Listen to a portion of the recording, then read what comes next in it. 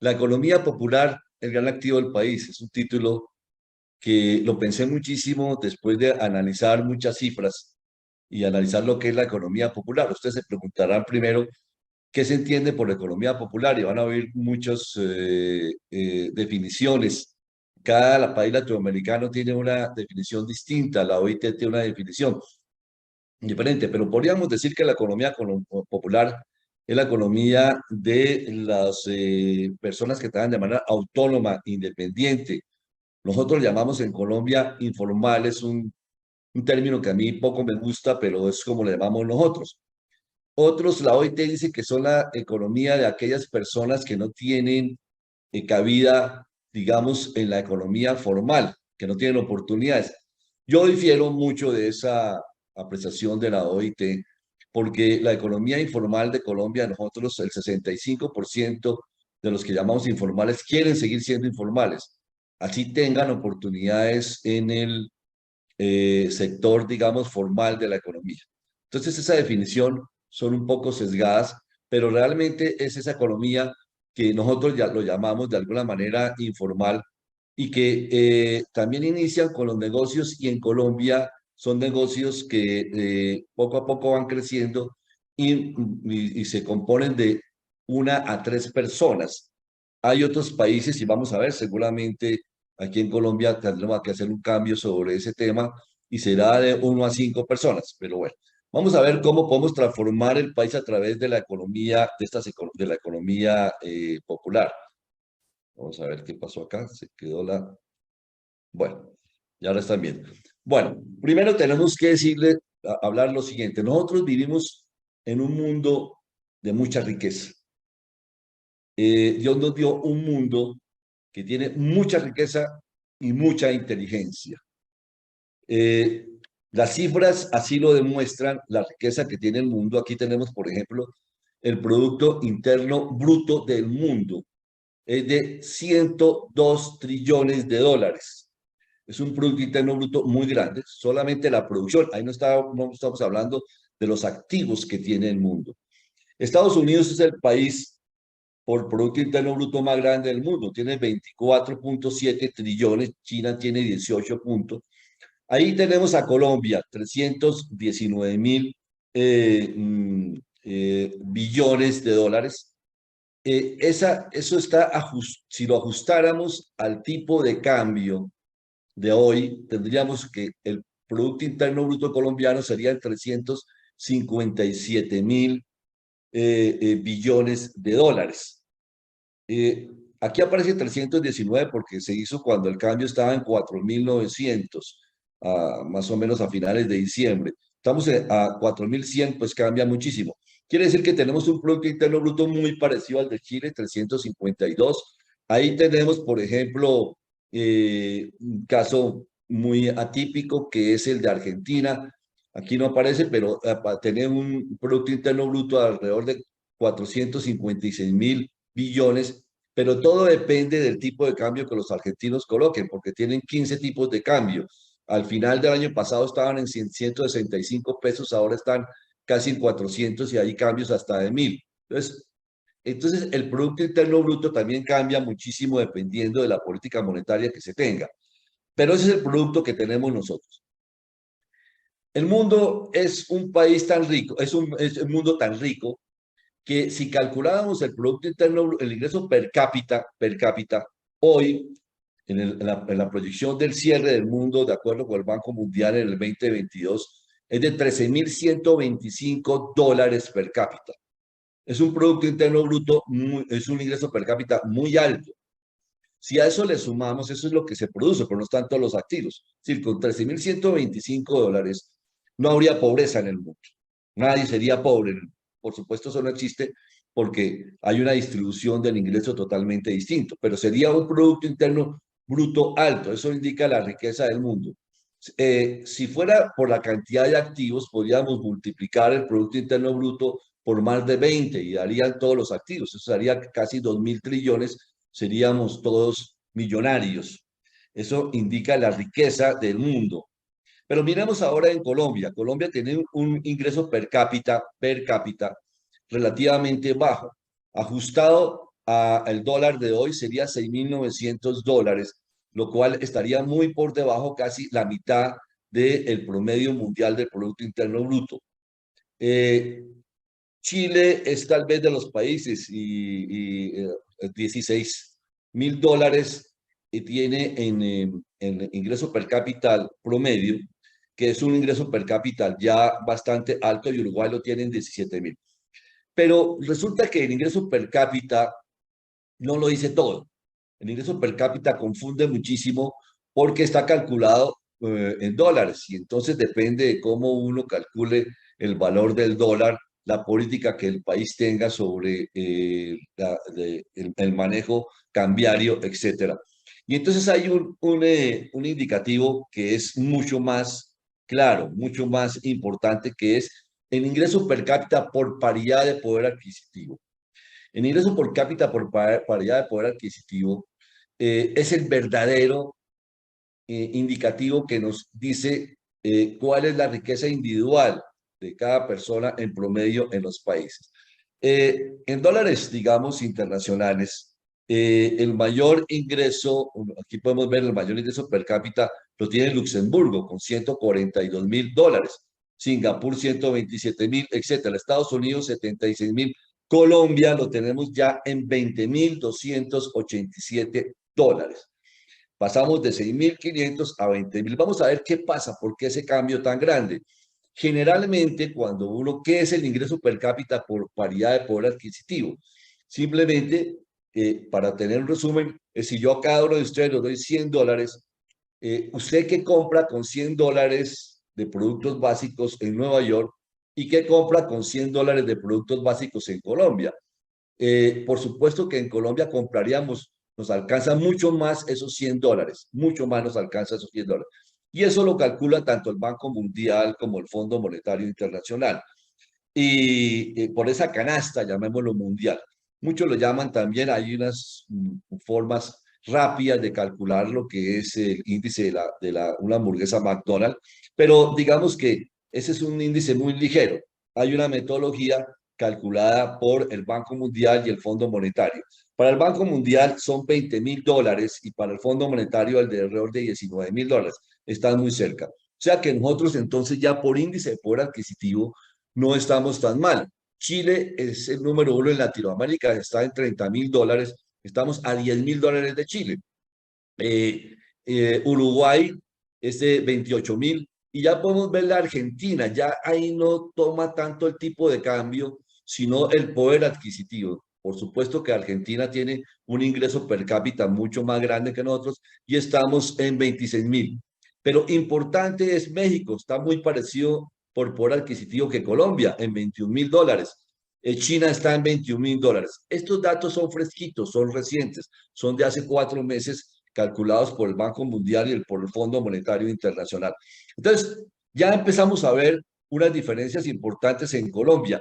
Generalmente, cuando uno compara el ingreso per cápita por nominal contra el de poder adquisitivo, no hay tanta diferencia. Hay alrededor de un 50%. Si uno va a ver, por ejemplo, el de Luxemburgo, es mucho menor el por poder adquisitivo que el nominal. Es un poco al revés. Pero ¿qué pasa en Colombia? Vamos a ver qué nos está pasando en Colombia. Por eso hay diferencia. ¿Eso es algo positivo? Sí, es muy positivo que tengamos un por ingreso per cápita 20.000 dólares. Eso significa que estamos en una posición bien interesante en Colombia para dar un segundo paso, un siguiente paso en el desarrollo colombiano. Ahí estamos también con cómo ha evolucionado en el caso de Colombia el ingreso per cápita por poder adquisitivo.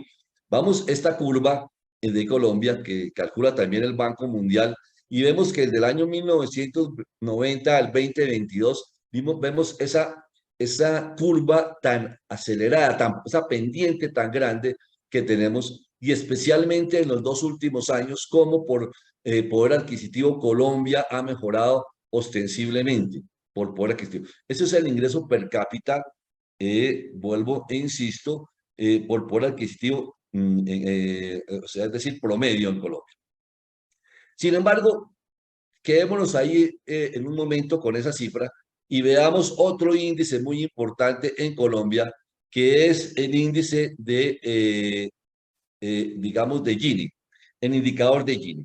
El indicador de Gini es un índice que nos indica el grado, digamos, de la distribución del ingreso, qué tan equitativo es la distribución del ingreso en un país. Ese índice, como ustedes saben, va de 0 a 1. Digamos que 1 sería si habría una distribución totalmente equitativa, que todos los ciudadanos de un país tienen el mismo ingreso per cápita, el mismo distribución. Y digamos, perdón, 1 es cuando solamente una persona tiene todo el ingreso y 0 es cuando pues está realmente, o 0,1 cuando hay una distribución equitativa. Eso no existe, por supuesto. Es decir, cuando uno tira hacia 1 es muy inequitativo el país y cuando tira hacia 0 es más equitativo. Colombia tiene 50-51% el índice de Gini. Sin embargo, eso es relativo. Vamos a ver algunos ajustes que hay que hacer. Porque, por ejemplo, Argentina tiene un índice de Gini de 42 y Haití lo tiene de 41. ¿Qué quiere decir Haití con un índice de 41 contra Colombia que tiene 51? ¿Que Haití tiene mejor distribución del ingreso? Pues sí, tiene mejor distribución de la pobreza. Es decir, la pobreza es muy grande y está distribuida de manera equitativa en todo el mundo. Todos son pobres. Lo mismo le pasa, por ejemplo, a El Salvador, lo mismo le pasa a Cuba, que tiene mejores índices que nosotros de Gini. Los países desarrollados generalmente tienen un índice tendiendo hacia punto 30, están entre punto 30 y punto 40. Todo Latinoamérica tiene un índice de Gini muy alto, pero los más altos lo tiene Brasil primero, Colombia. Colombia es el séptimo país más desigual del mundo, el segundo de Latinoamérica. ¿Qué está pasando? Pero ¿por qué? ¿Cómo podemos mirar esa desigualdad? Esa desigualdad, el índice de Gini, y ahí muy importante en Colombia, tenemos que mirarlo antes y después de impuestos para ver si cómo es la distribución del ingreso antes y después de impuestos. El índice de Gini solamente mirándolo así de una sola forma no sirve, no sirve, porque realmente todos los países antes de impuestos tienen una distribución muy poco equitativa. Ahí vemos en este cuadrito que es un cuadro que es producido por la OCDE y aquí manejado muy bien por dos economistas, Miguel Benítez y Luis Fernando Mejía, quienes sacaron un libro para Fedesarrollo calculando este índice para Colombia a través de su historia y es un estudio bien, bien importante.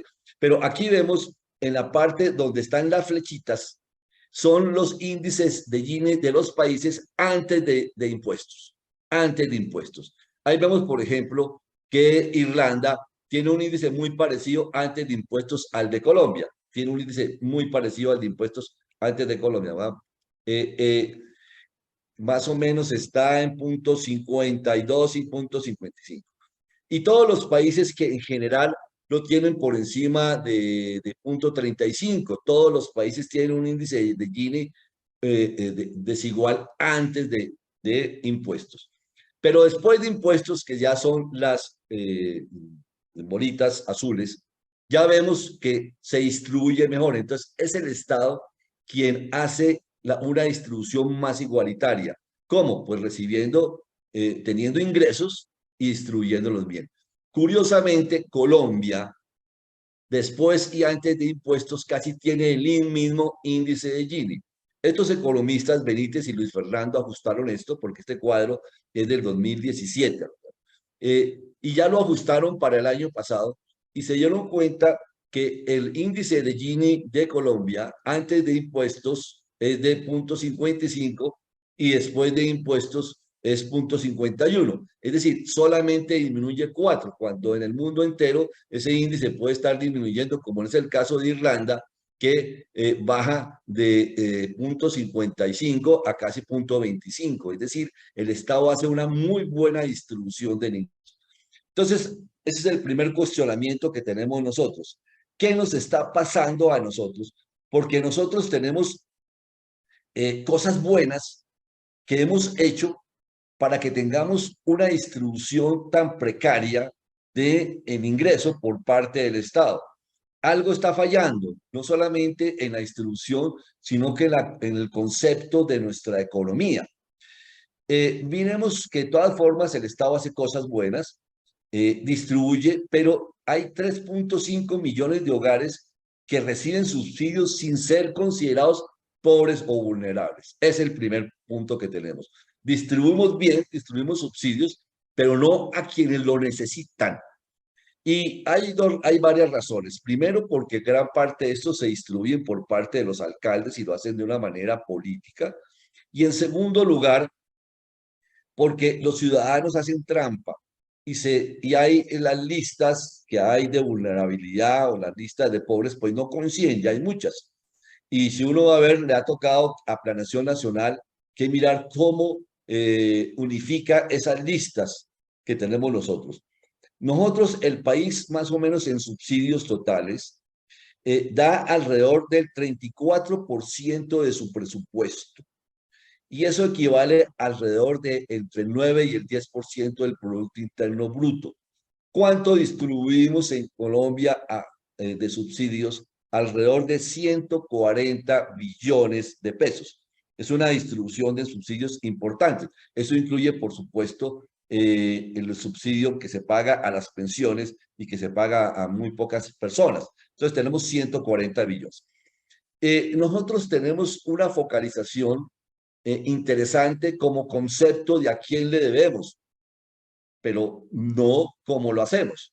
Entonces nosotros tenemos varios subsidios ya focalizados como Familias en Acción, Jóvenes en Acción, Colombia Mayor, compensación del IVA, ingreso solidario, que ahora se llama renta ciudadana, y otros dos nuevos que se llama Igualdad y Equidad e Inclusión Social y Reconciliación, que son los dos nuevos subsidios que entraron a partir de la reforma tributaria y del plan de desarrollo que tenemos para los próximos años. Así que nosotros del 2018 distribuíamos 2.5 billones en estos subsidios, no en todos, sino en estos, que son focalizados, y en el 2024 vamos a tener 26 billones de subsidios. Es decir, vamos a multiplicar por 10 los subsidios que se entregan focalizados en los próximos años. Aquí tenemos algo que es muy importante. Hay un economista, Tomás Piketty, que es muy tomado aquí por el gobierno y muy famoso, y ha estudiado mucho lo que es la desigualdad en el mundo entero. Se los recomiendo, son los libros, Tomás Piketty, de 2.000 páginas cada libro, porque tiene muchos cuadros, muchas cifras, pero este cuadrito me pareció importante para mirar algo que es interesante de una gran pregunta y es si ha servido las aperturas económicas en el mundo, ¿qué ha pasado? Este cuadrito analiza solamente el 10% de la población más rica del mundo. El 10% de la población más rica en el mundo en el año 1900 y ahora en el 2020. ¿Qué porcentaje del ingreso tenía? Entonces, en el año 1900, por ejemplo, vemos que Estados Unidos, el 10% tenía alrededor del 42% del ingreso total. En Europa, el 10% tenía el 50% del ingreso total. En el año de 1980, tal vez es el año, la época en donde mayor igualdad hubo. Ya Estados Unidos, el 10%, en los Estados Unidos tenía apenas el 36% del ingreso y Europa se volvió un continente muy igualitario. Aproximadamente tendría un 28% del ingreso total de los europeos, lo tenían el 10% de la población, o sea, muy igualitario. Vino la apertura en el mundo y volvimos otra vez a los índices de 1900. O sea, la apertura dio mucha riqueza, creció mucho el mundo, pero no hubo más igualdad. No hubo, y eso nos pasó, por supuesto, en Latinoamérica. No hubo más igualdad. Entonces, esos son los cuadros que tiene Tomás Piketty. Bueno, hasta ahí una introducción del mundo, de cómo estamos. Y vamos a ver el concepto de nosotros de empresa y poder adquisitivo. Uno de los elementos fundamentales, y antes de pasar a la economía popular, vamos a ver que no se puede hacer empresa ni crecimiento de un país si la población no tiene poder adquisitivo. De eso se dio cuenta el capitalista más grande, que es Henry Ford. Y aquí vemos el Henry Ford. Este es el modelo T. Henry Ford en el año de 1914 producía 250.000 vehículos Ford y el precio del vehículo era de $835 y el salario diario que pagaba Henry Ford a sus trabajadores era de $2. En el año de 1916, Henry Ford bajó el precio de los vehículos porque se puso la meta de que todos sus trabajadores y gran parte de los trabajadores de los Estados Unidos pudieran adquirir el modelo T de la Ford. Y bajó de 835 a $490 el modelo T. Y subió el salario diario de $2 a $5.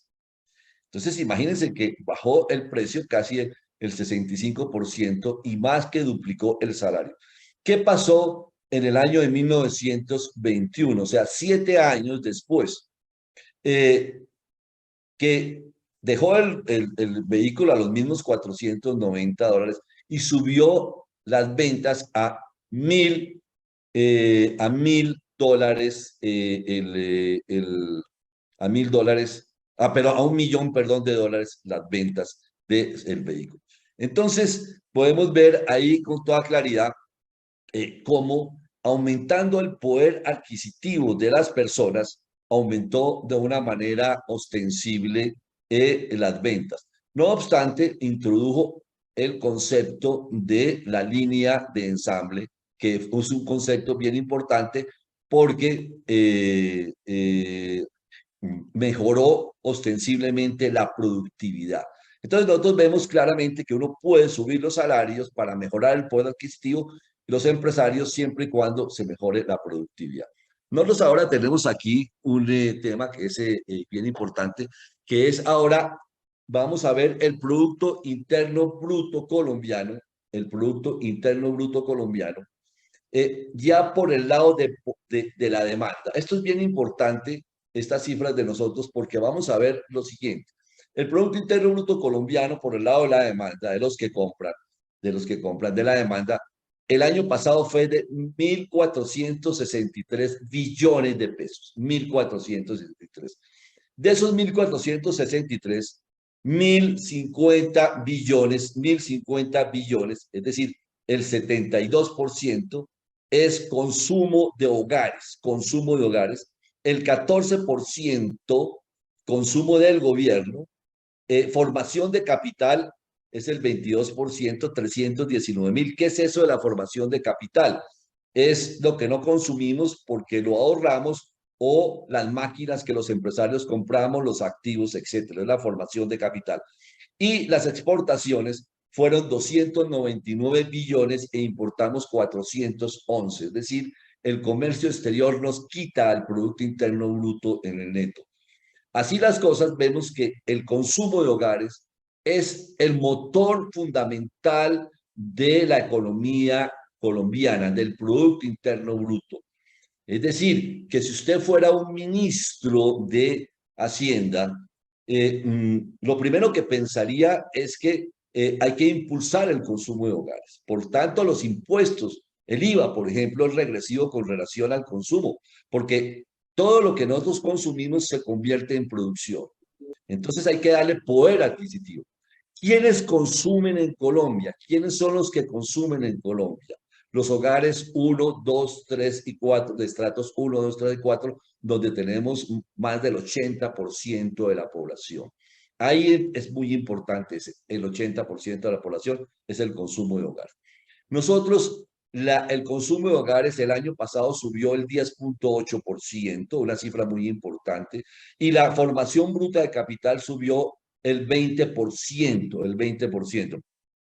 Este año el consumo de hogares está disminuyéndose en el 4% y la formación bruta de capital está prácticamente en cero. Ese es un problema que tenemos nosotros Vamos a ver qué va a pasar con las reformas, si la reforma va a ayudar a esto.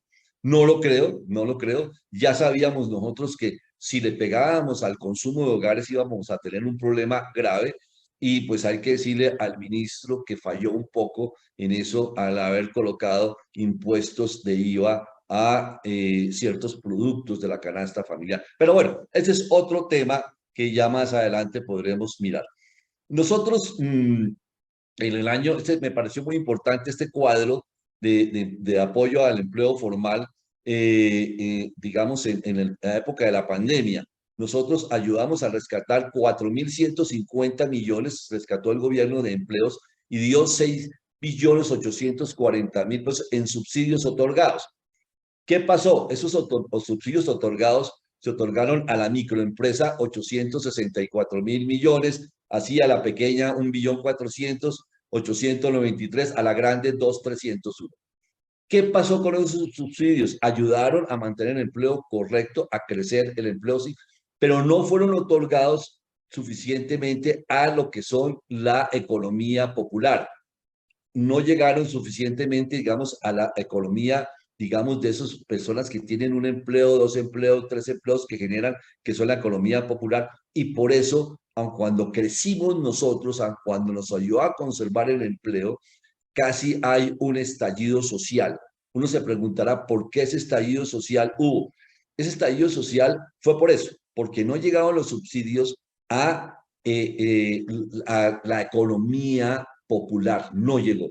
Entonces, sirvió para las grandes empresas todas tuvieron en el año 20 y 21 muy buenas utilidades, muy buenas utilidades. Se llegaron ciertos subsidios para las poblaciones, para las familias, que eso mitigó el estallido social, pero hay como a unos 15 millones de personas que son las que trabajan en la economía popular no les llegó ese subsidio y por eso casi hubo un estallido social. Lo mitigaron los subsidios de familias en acción, la renta familiar, etcétera, etcétera.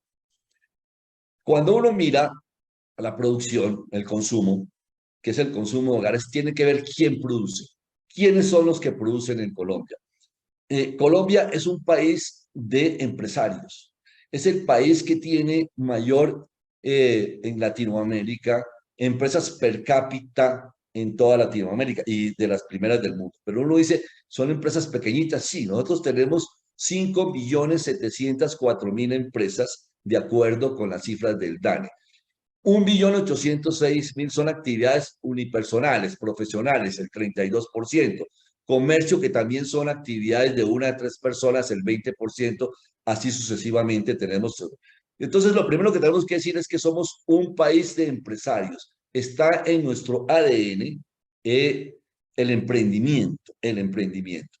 Pero, ¿qué tipo de empresas son las que hacen esa producción del producto, de la demanda de nosotros para suplir la demanda? Empresas unipersonales y pequeñas empresas son el 95.3%, que son empresas de una a tres personas. Pequeñas empresas que son de 2 a 5 personas, 3.5%. Medianas el 0.9% y gran empresa el 0.33%. Entonces, ¿qué quiere decir eso?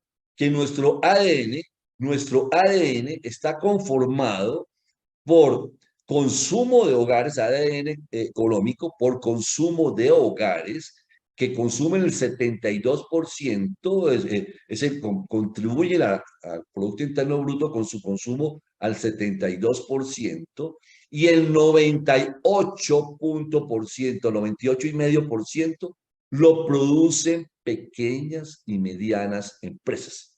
Ahora, la gran empresa en producción, digamos, no quiere decir que todo esto lo produzcan, digamos, estas pequeñas empresas. La gran empresa también produce bastante, bastante, pero en cantidad de empresas, tenemos que, la gran cantidad de empresas que tenemos nosotros son las pequeñas y medianas empresas. Y eso es lo fundamental de la economía popular, de la economía popular.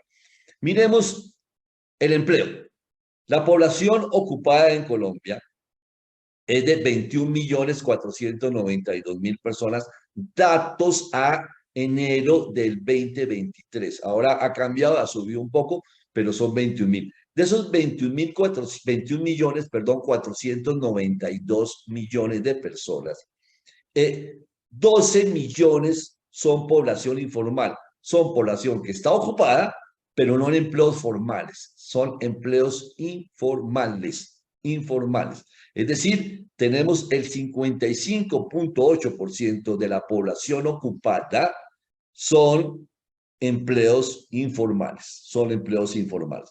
Tenemos 3.413.000 de población desocupada, es decir, que tenemos una desempleo del 13.6% de la tasa de desempleo. Sin embargo, hay una población fuera de la fuerza laboral.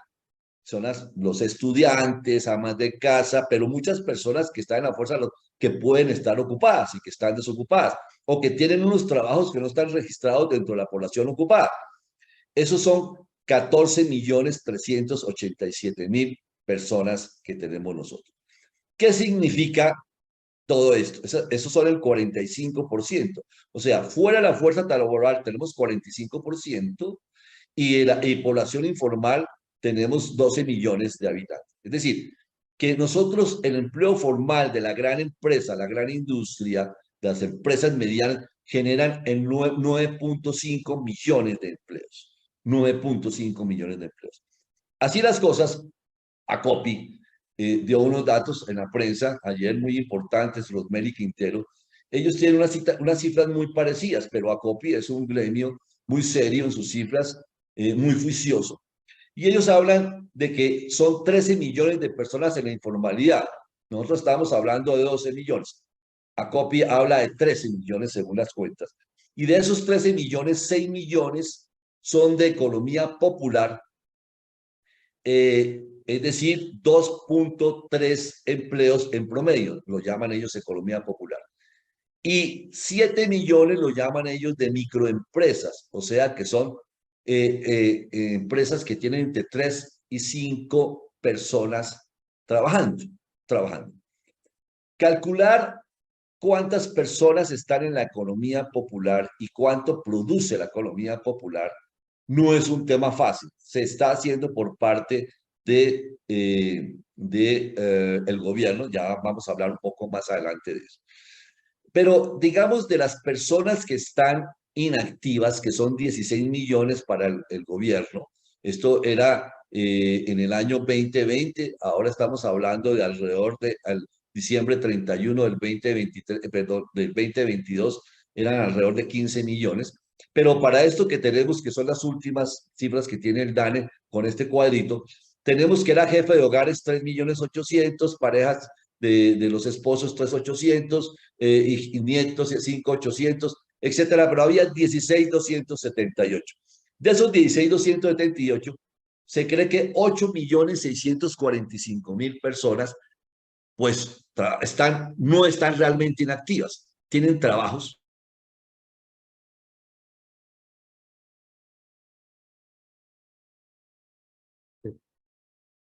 Se desconectó. Se desconectó Enrique. Sí. Nos dejó con la parte. Sí, justo en el momento mal. Muy valioso. Voy a escribirlo. Ah, claro.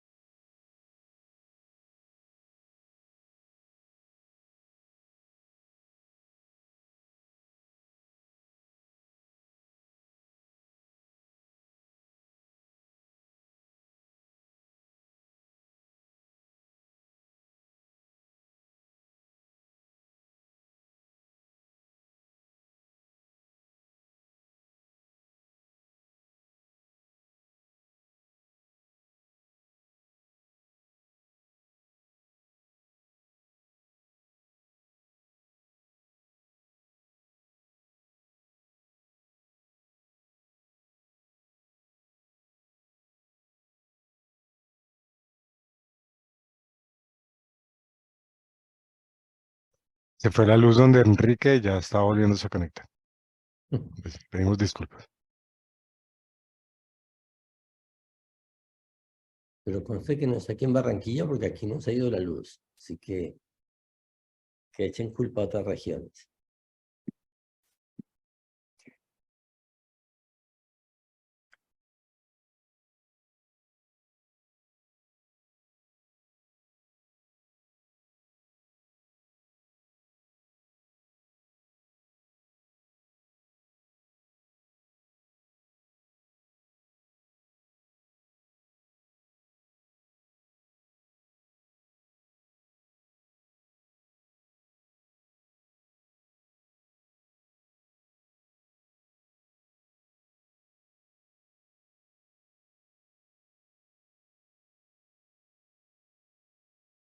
Acá ya se conectó de nuevo, se está conectando de nuevo, Enrique.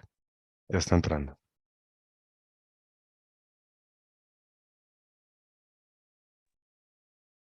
Bueno, me disculpan todos, ya regresé, se fue la luz aquí en la oficina y hasta que entró la planta de nuevo a operar. Pero bueno, ya estamos acá.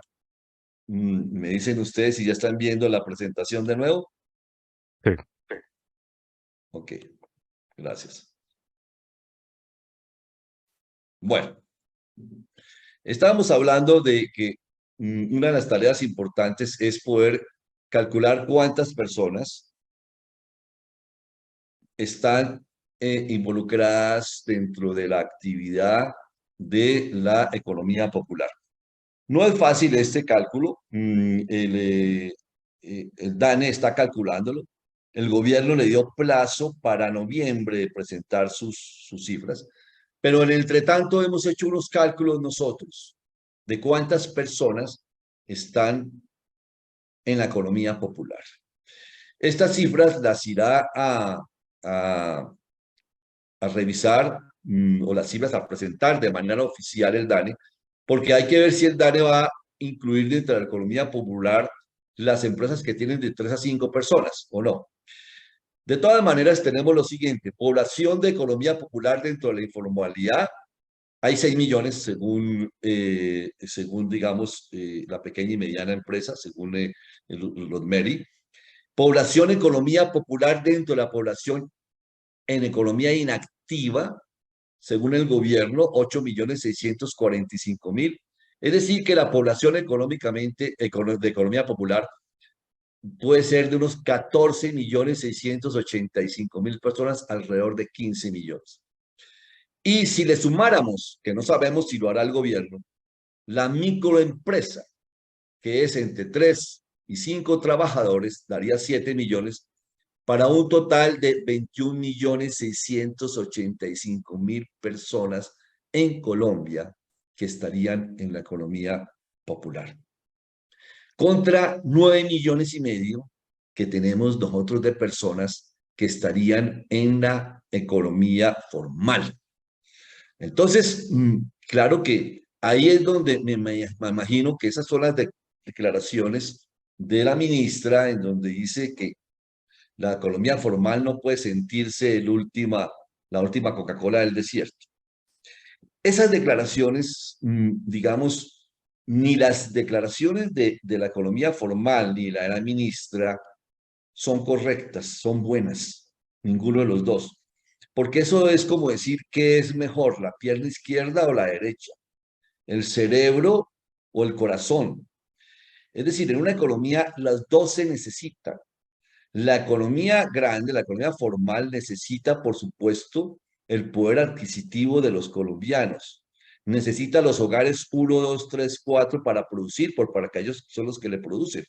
Y de hecho, esos 10 millones de trabajadores que están en la economía formal y esas empresas que son aproximadamente, digamos, unas 100.000 empresas de las 5.700.000 que tiene Colombia, pues esas producen aproximadamente un 50% del Producto Interno Bruto.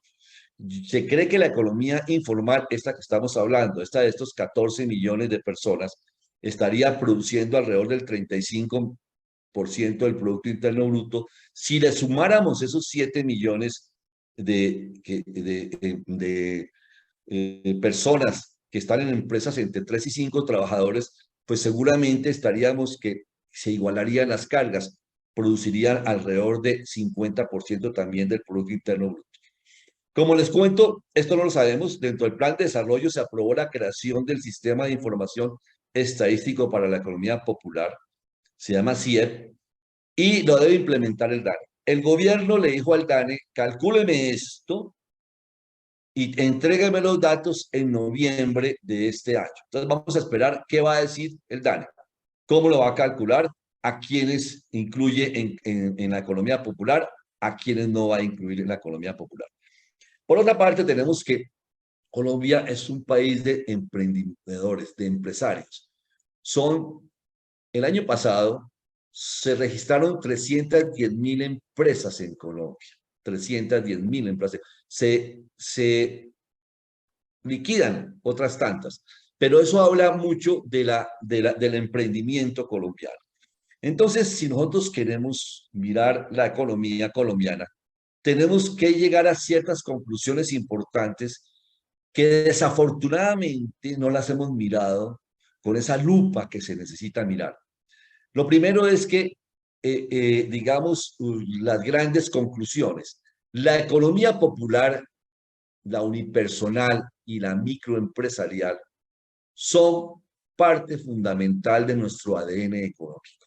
Es decir, si nosotros tenemos que hacer prospectaciones económicas, políticas económicas y reformas laborales, no las podemos hacer solamente para los 10 millones de personas que trabajan en la economía formal, ni tampoco solamente para las empresas, las 100.000 empresas que tienen esa producción fruto de esos 10 millones de trabajadores de la economía formal.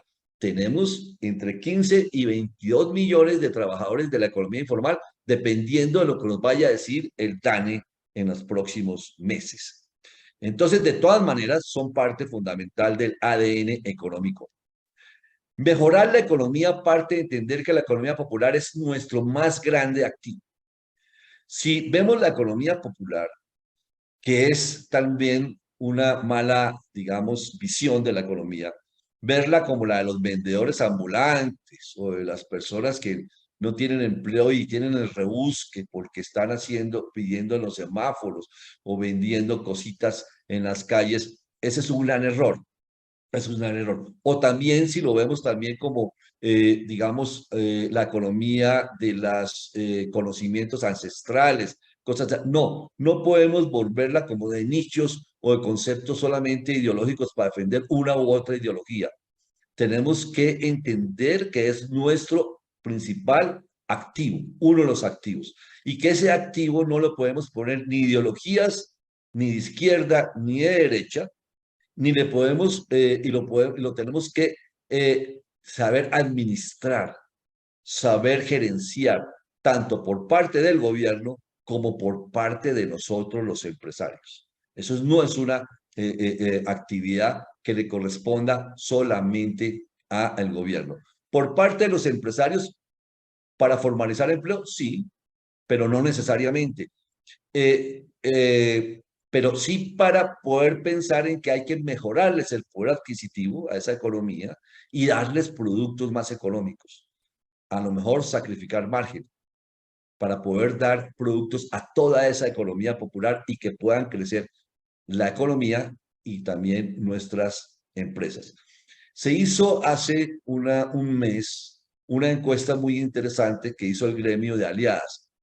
Y ese gremio le preguntó a todas las personas que están en la economía popular si querían formalizarse. Y dijeron no. El 65% dijo no. Nosotros no queremos empleos formales. Queremos es que nos ayuden a mejorar nuestro poder adquisitivo y a mejorar nuestras empresas que ahora las llaman informales. Y no sé por qué nos llaman informales si nosotros producimos, si así sea un solo empleo, generamos empleo, no nos tienen que dar subsidios y lo que necesitamos son mejores condiciones de trabajo. Tienen toda la razón. Entonces, ese es otro elemento que tenemos que entender. La clave para un crecimiento económico más acelerado está entonces en mejorar el poder adquisitivo de los más pobres y apoyo a la economía popular. Nosotros los colombianos no podemos seguir creciendo al 3 y 4%. Si no crecemos entre el 5 y el 7%, no vamos a llegar a unas mejores ligas. Para hacerlo, tenemos que mejorar el poder adquisitivo de los más pobres y apoyar a la economía popular. El tema es que la informalidad la tratamos como si fuera un pasivo económico, ¿no? Los informales.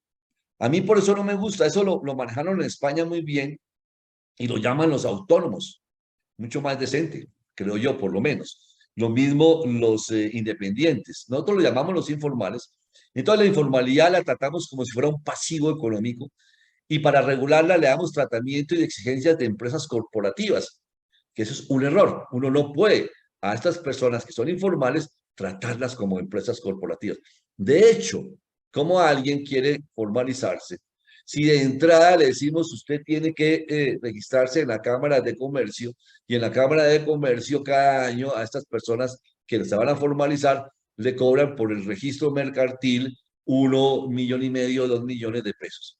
O si el Estado lo pone a hacer la declaración simplificada, que fue mal, se entendió mal esa declaración simplificada, y lo que único que tiene simplificado es que le quitan renglones de la otra declaración, pero realmente no es nada simplificado. Ya vamos a ver cómo debería hacerse. Pero son temas que tenemos que manejar de una manera. No se puede manejar la economía formal igual que la economía autónoma. No se puede manejar con los mismos procedimientos para que sean formales las dos. El colombiano quiere ser su propio empleador, no quiere emplearse. Lleva la sangre en la vena el emprendimiento. Nosotros creamos muchas empresas que desafortunadamente no sobreviven porque le damos tratamiento de grandes en la formalización, corporaciones, y no lo que son. Son generadores de consumo y de empleo. Son las que generan el consumo grande y el empleo. Así solamente sea un empleo. Y el Estado sí puede formalizarlo. Vamos a tener el ejemplo de cómo lo hicieron los españoles que estaban en el año 1984 casi en la misma condición de Colombia, pero hicieron dos regímenes especiales de formalización y de tributación. Es decir, la formalización y la tributación para lo que lo llaman los autónomos es distinto a la formalización y tributación de las corporaciones o las empresas que llaman ya de economía más formal. Entonces es un tema que tenemos también que revisar y empezar a cambiar, a estructurar, que ya se está empezando a tener conciencia de la necesidad de estructurar este tema. Bueno, ¿qué puede hacer el Estado para fortalecer la economía popular?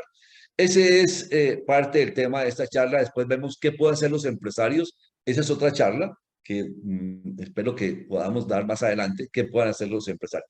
Pero pensemos en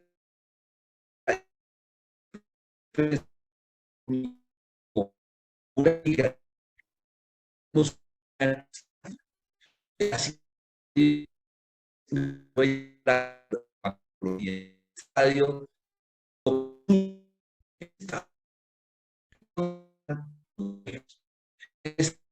que sea de parte del Estado colombiano tiene una serie. También tenemos una serie de factores juiciosos que tenemos nosotros y en general tenemos una buena macroeconomía. Dentro de esa macroeconomía tenemos una institucionalidad buena.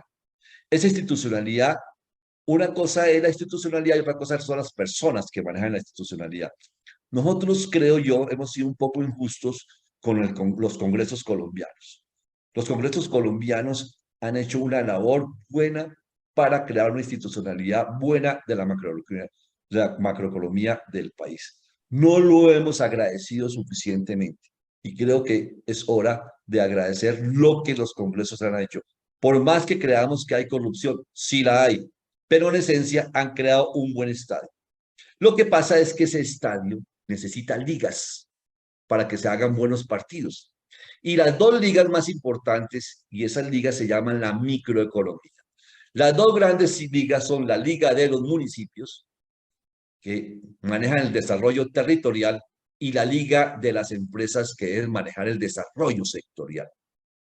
Y ahí tenemos deficiencias nosotros graves en el sector empresarial, y muy graves, diría yo, porque estamos dejándole el manejo del sectorial a los ministerios y que los ministros y el gobierno nos diga qué deben hacer los textileros o qué deben hacer los arroceros o qué deben hacer los que producen bienes y servicios tangibles o intangibles, y ponemos en manos de los gobiernos los desarrollos y las prospecciones sectoriales, cuando debe ser función de nosotros, función incluso de los gremios.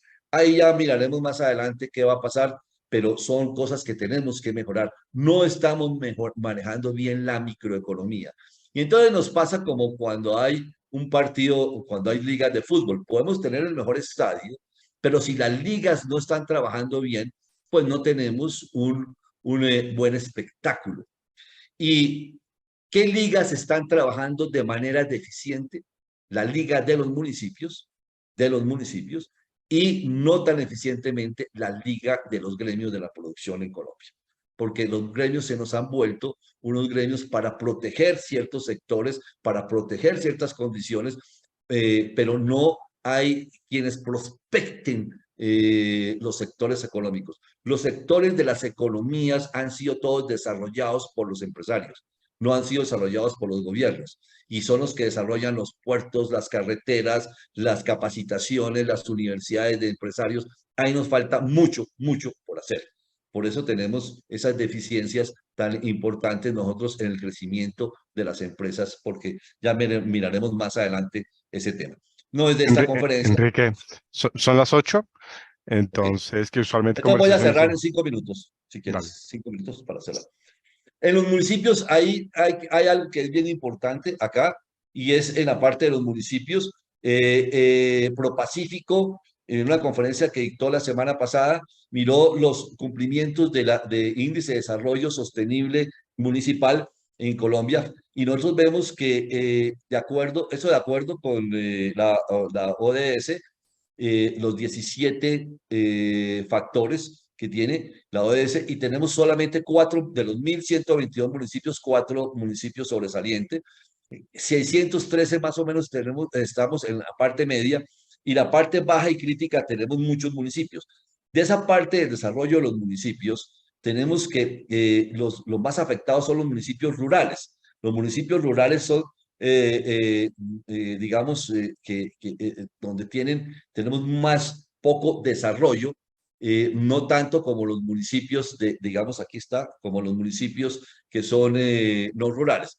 De los municipios rurales tenemos,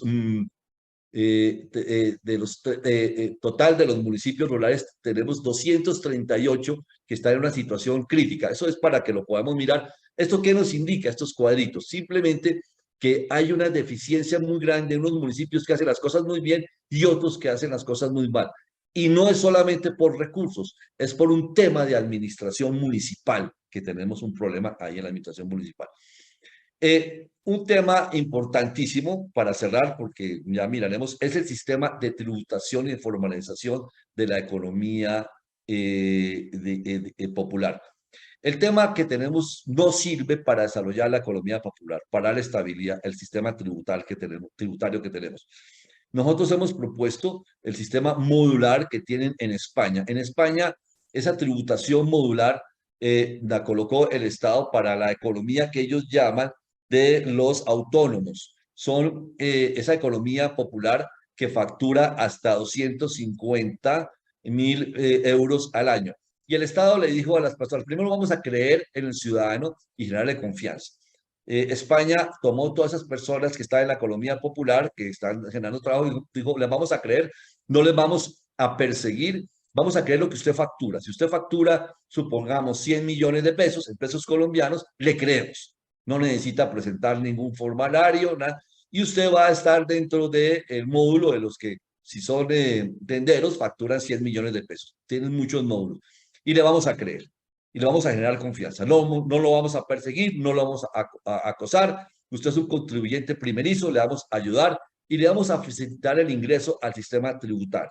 Ese sistema está en función de la actividad, es voluntario, y le vamos a cobrar una cuota fija mensual o trimestral, que se la vamos a cobrar el que está en un 3% alrededor, está realmente entre un 2 y 4%, un promedio del 3%, y esa cuota incluye impuestos sobre la renta e incluye el IVA. Si usted factura 100, le cobramos 3 millones y medio al año, usted lo puede pagar por cuotas mensuales, es decir, de alrededor de 300.000 pesos mensuales, o trimestrales o semestrales, y no tiene que presentar ningún documento, solamente se inscribe y paga el dinero que tiene que pagar.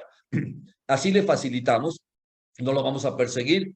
Y ahora, si usted facturó más o facturó menos y quiere presentar su declaración, pues preséntela. Eso no, y así lo vamos formalizando.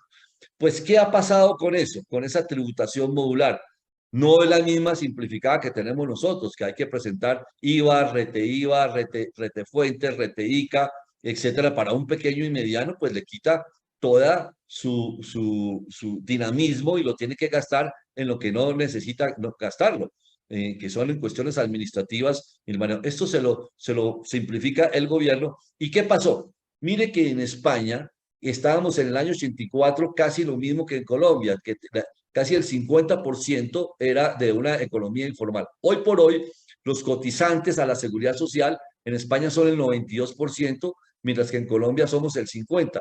¿Qué pasó en España? Pues todas estas personas entraron a la seguridad social, se formalizaron en la seguridad social, porque el Estado le dio una serie de beneficios, y declarantes del impuesto a la renta, que también en el 84 en España eran alrededor de 4 millones, como lo son hoy en Colombia, pasaron a 21 millones.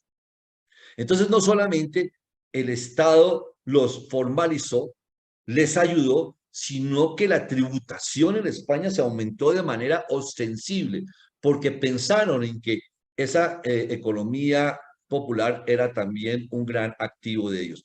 Y no era tan grande como lo es en Colombia. En Colombia, esa economía popular y en general en Latinoamérica es mucho más grande, pero lo era grande en España.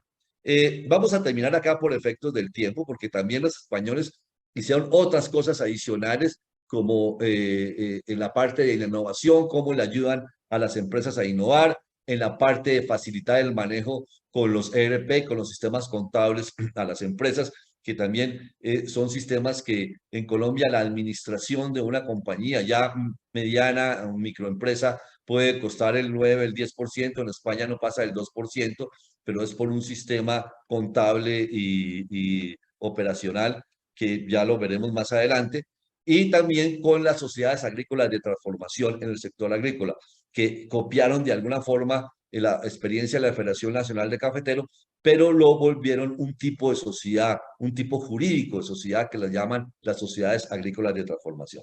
Bueno, hasta aquí entonces la charla. Me disculpan por el inconveniente que tuvimos de la luz, pero eso es el mensaje que yo quería darles, la importancia de la economía popular en Colombia, que lo debemos manejar como un activo muy importante, y no darle tratamiento de pasivo como lo hemos venido dando, tanto por parte del gobierno como por ciertos sectores de la sociedad.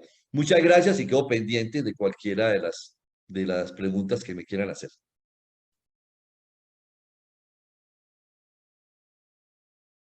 ¿Aló?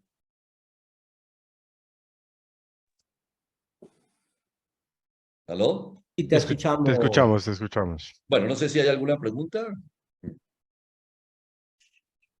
Yo tengo una, pero no es sobre el tema, sino de la continuación del tema, porque digamos que quedé iniciado. Me encantaría invitarte para continuar la charla y reprogramaríamos la fecha, porque me parece que quedamos, y lo estoy sintiendo en el chat de las personas que invité hoy, que están diciendo, wow, esto es para hacer una segunda parte. ¿Nos permitirías invitarte a una segunda sesión? No, claro, pues con muchísimo gusto. Es muy importante, sí, porque esto de la economía popular, pues es un mundo que tenemos que programar y reprogramar, no solamente por el gobierno, y entonces con muchísimo gusto. El gobierno está haciendo algunas cosas que me parecen importantes, pero no suficientes, y hay que encauzarla, y también los empresarios tenemos que hacer muchas cosas para ese tema de la economía popular. Con mucho Entonces, gusto. te estaríamos comprometiendo e informando a nuestra base de amigos del foro y de los invitados que cada día nos acompañan más. Carlos, Santos. Los comentarios en el chat son realmente positivos.